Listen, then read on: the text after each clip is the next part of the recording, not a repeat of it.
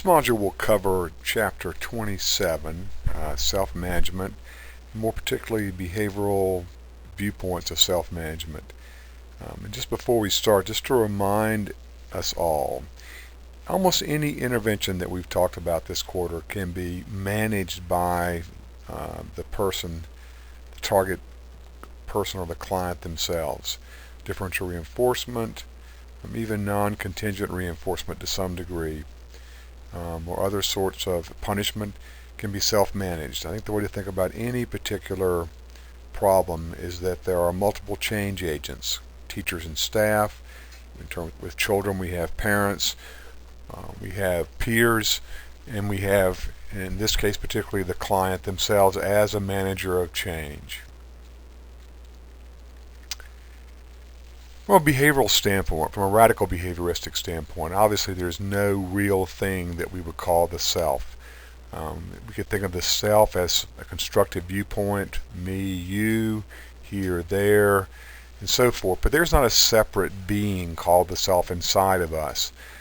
So behaviors are behaviors, and once they occur, any behavior can be influenced by consequences. All behavior is influenced by learning history. So very often when we don't understand or the causal variables of behaviors aren't readily apparent to us, there's a tendency to discuss or point to internal causes of behavior or internal motivation. This is unfortunate because the actual contingent relationships that maintain behavior are usually overlooked. And in our case here, we're examining the involvement of active client involvement in intervention design, and we're going to call those things self-management. Rather than talk about self-control, which gets into sort of metaphysical kinds of aspects, Skinner very often talked about being actively involved in controlling your own behavior, and he felt the term self-control was best conceptualized as two types of responses: a controlling response and a controlled response. Controlled response would just be some behavior in which we have an interest in changing. Controlling response would be the self-managing behaviors that are intended to modify the controlled response. So we have controlling responses. Those are behaviors we exhibit in order to control other, called control responses. I think this is a reasonable thing, and all self-management interventions involve controlling responses. Those are the things we call self-management, and they involve some target behavior, something we're interested in having an impact on. So again, we have self-management involves having some behavior in which we are interested in changing. That's the controlled response. And then learning to do and exhibiting behaviors that functionally are related to the controlled response. And I think the thing to remember that the natural environment already has antecedents and consequences for controlled responses. They exist prior to our interest in changing them. And as it turns out, controlling responses, this is a very important point, are also functionally related to natural antecedents and consequences. So just because we say we're going to manage our own behavior does not mean that our controlling responses or our self-management are not themselves going to be impacted by discriminative stimuli, reinforcers of punishment, and so forth, because they will be. From my experience, the applications of self-management in a classroom, can take on a number of forms. It could be part of, we could teach people to manage their own problems, so teaching problem-solving strategies. Skinner talked and wrote very much about how people could learn to manage their own problems. So I'm in a classroom setting or a school, I'm a student, some problem comes up. Wouldn't it be better if the student knew a series of strategies to employ in order to resolve their own problem? And these things can be taught to some degree. We could use self-management as part of an intervention involving acquiring new behaviors. There's been self-management applied to reading instruction, to math instruction, to social skill instructions. We could be interested in self-management that allowed us to change levels of existing behavior. It could be both behaviors we want to increase, pro-social behaviors, or behaviors that we want to decrease. And let's think about what these behaviors in terms of controlling and controlled. The existing behavior would be the controlled responses, and the self-management behaviors would be the controlling responses.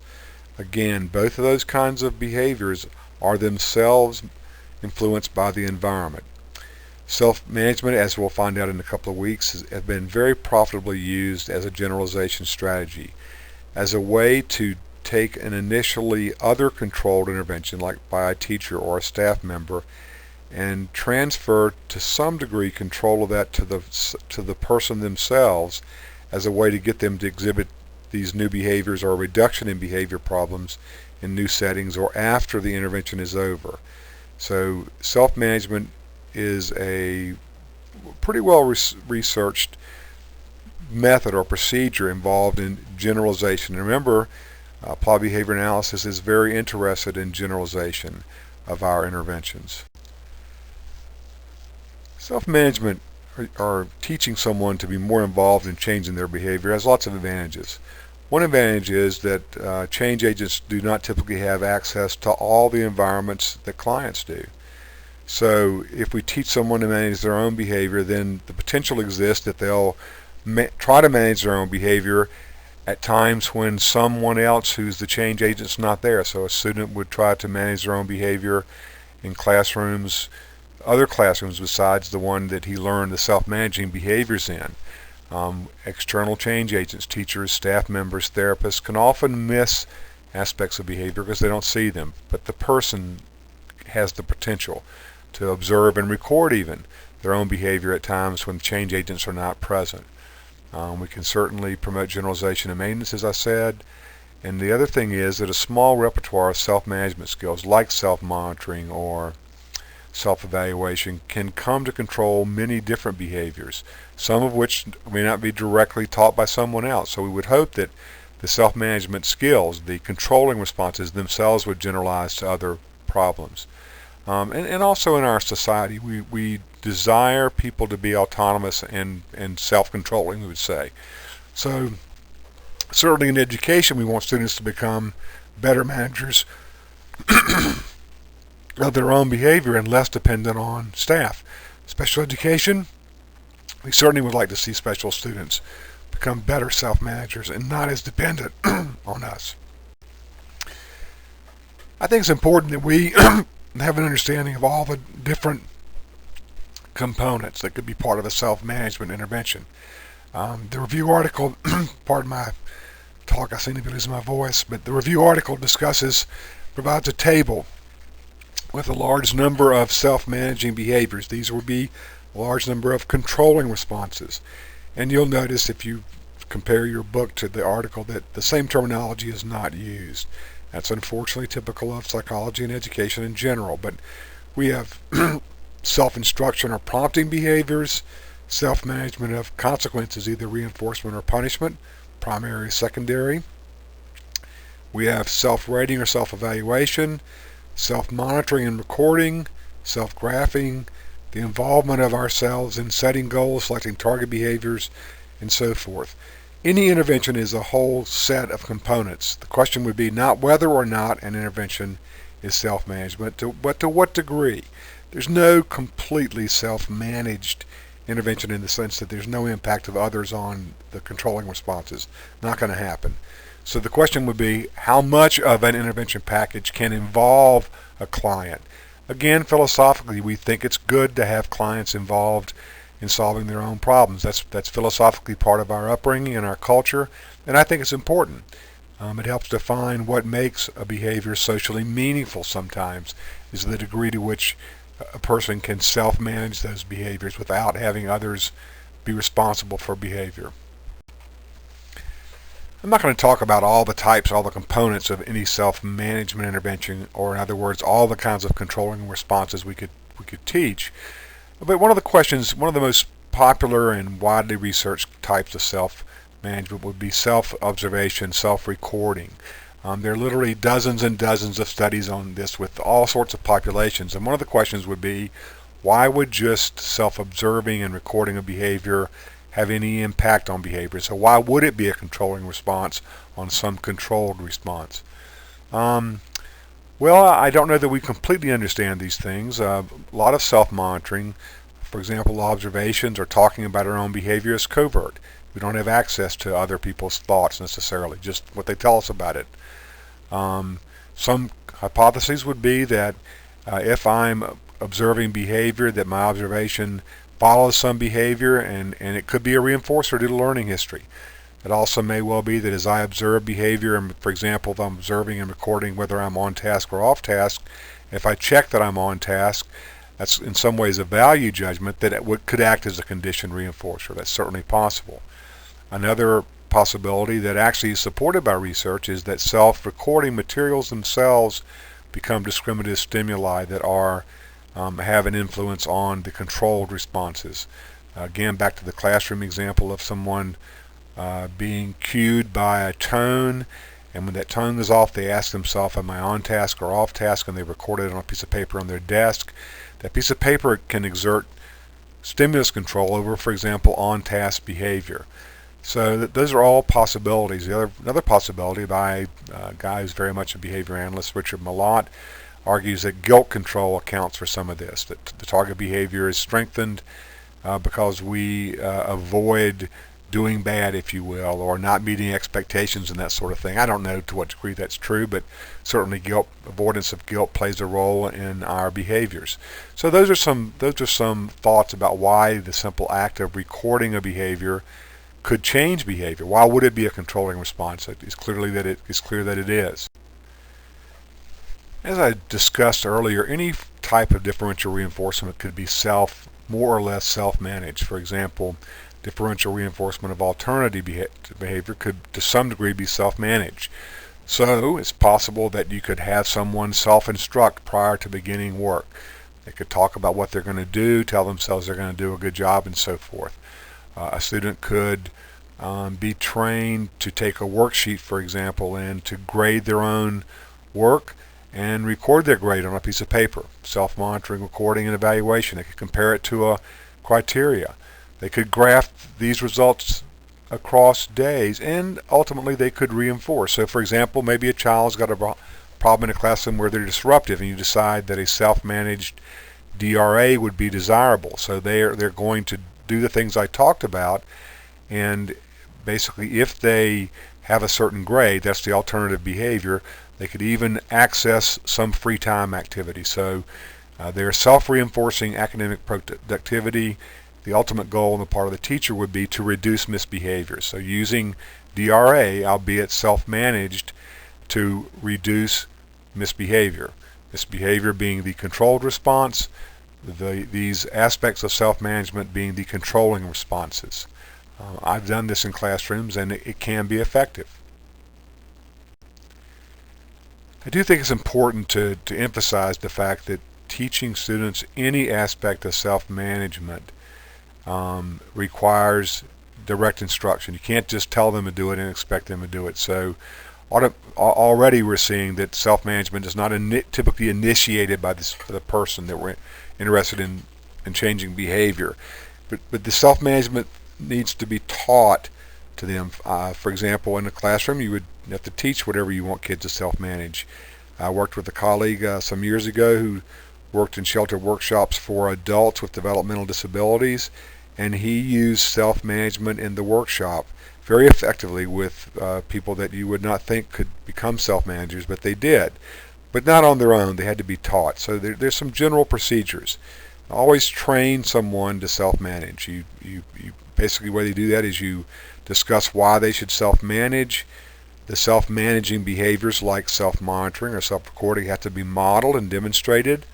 The person has to practice doing it with the trainer providing feedback, praise, and corrections and prompts until they can demonstrate that they can do it themselves.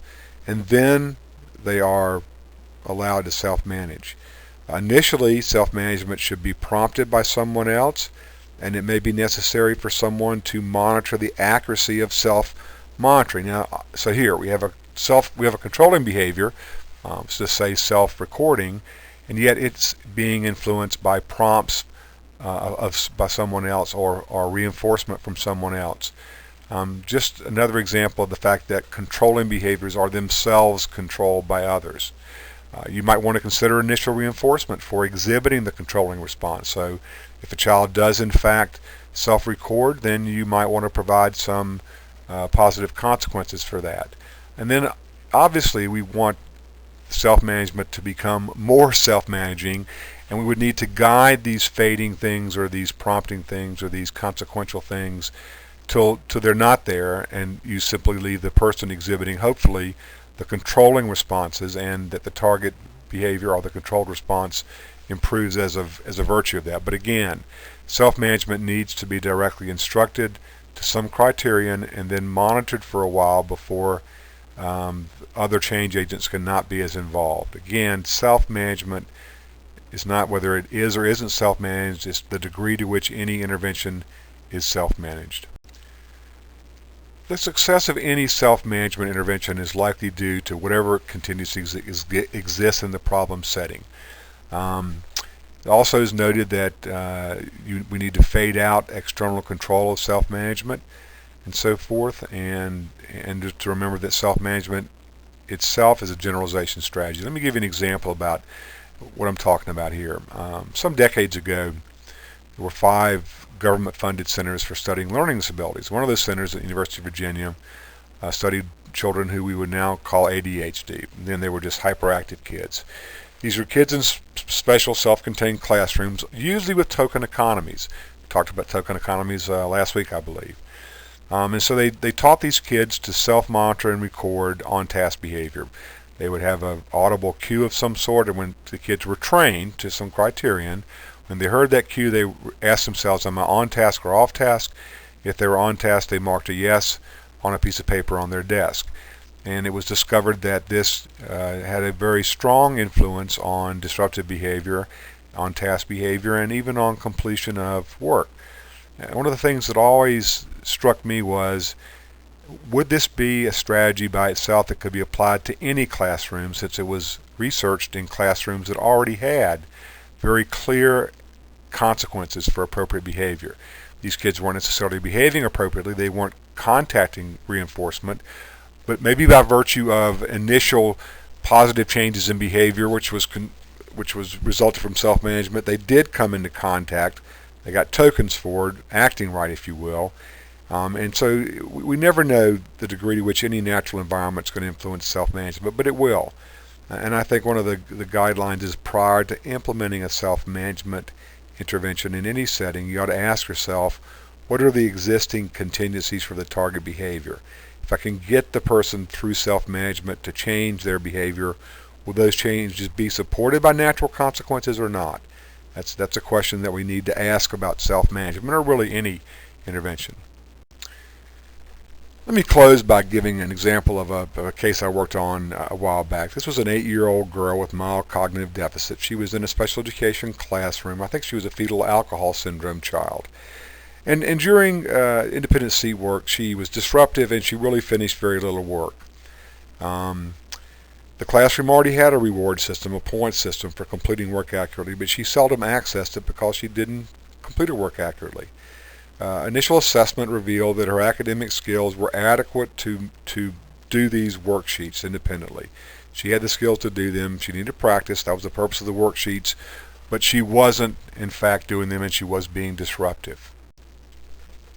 This child's teacher decided that she was going to use a self-observation of these answer sheets. That she was going to teach the child to score her own sheets, to grade them, and to record the grade, and then to evaluate. If her grade met the criteria, then she could access the reinforcers that you would normally have gotten for doing that. So she did that by having an answer sheet at a table at the back of the room. She had a little computation sheet where you could look at the number of problems and go to the rows, which were the number of correct answers, and she could figure out her own percent correct by doing that. And so she did that. It was just like a special colored pencil, an orange pencil, as I recall, and she self-scored and evaluated her own work. And again, if she met the criteria, she judged it, then she accessed the positive consequences. So this was a self-management kind of intervention. Not all completely self-managed. The teacher provided the sheet, she taught it, she prompted her to use it, and so forth initially.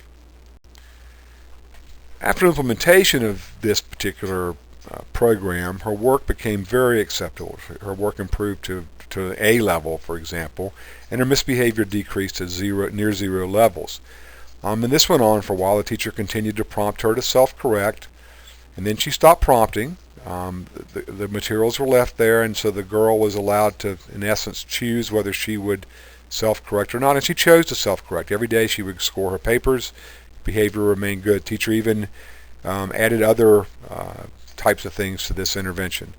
The teacher then, just as a matter of seeing what was happening, she removed the materials so that self-management was not possible. The tokens or the points continued in place. The interesting thing was that both good behavior and accuracy went back to baseline. So if she could not self-manage, then she did not maintain her good behavior. So clearly, the self-assessment strategies here were functional. They functioned in some way to control the target behaviors. It was unclear why that was. They certainly could have, the materials in the back of the room could have served a discriminative function, maintaining her behavior, which was being reinforced by tokens. And when you remove the SD, the materials, the behavior went back down to zero levels. That's a logical kind of thing, but this always struck me as a good example of both the power of self-management and the power of non-self-managed contingencies. So her behavior was clearly being controlled by the self-management materials, if you will. And that's what I'll leave you with. You have a review article that I think covers nicely what we know about self-management and what we don't know. And then you have the book chapter which talks about and provides us other guidelines about self-management.